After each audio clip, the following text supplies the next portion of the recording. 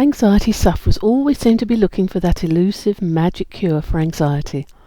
Whether it's medication, hypnosis, or buying the latest cure anxiety product on the internet, we find ourselves constantly searching for that elusive cure, always hoping that the next thing we try will be the one. But while we're busy looking and searching, quite often we overlook the one thing that's staring us in the face. Well, staring us in the mirror, actually. Yes, that's right, it's you. Don't ever underestimate how much of your anxiety is self-made. I'm sorry if that sounds a bit blunt, but it's true. And actually that's to your advantage, because if your anxiety is self-made, then that means it can be self-cured as well.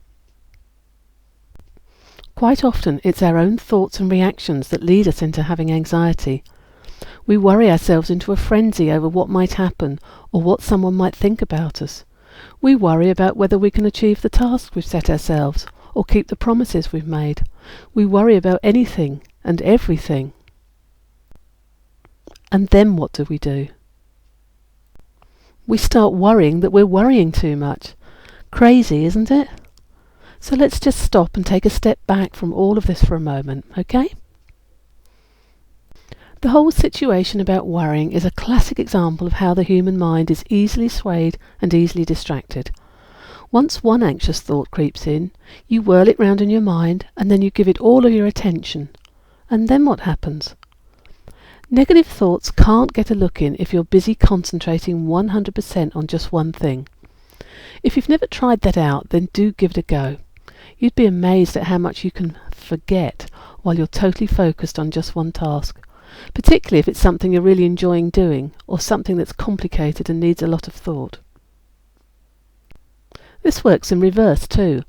If you're busy focusing totally on your negative thoughts or on something that's worrying you, then guess what? There's no room for positive thoughts to get in your head unless you consciously make room for them. And so the worry, anxiety, worry cycle begins again. A lot of anxiety sufferers find it really difficult to acknowledge that they could be the cause of their own anxiety. And I don't blame them. It took me many, many years to finally admit that I had caused all of those horrible symptoms myself. I wasn't stupid. I knew that anxiety was a condition that could be diagnosed by a doctor. So what did it have to do with me? I was just the innocent victim of this disorder, wasn't I?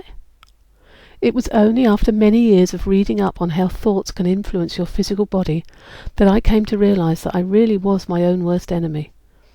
Okay, so I didn't know and understand what was happening at the time. Fair enough. And if I had known, I certainly wouldn't have put myself through all those years of struggling with anxiety and the crippling effect it had on my life. You too might find it hard to accept that your anxiety is coming from your thoughts and the way you react to them. Now don't get me wrong here. I'm not blaming you for your condition, nor am I suggesting that it's really easy to cure anxiety.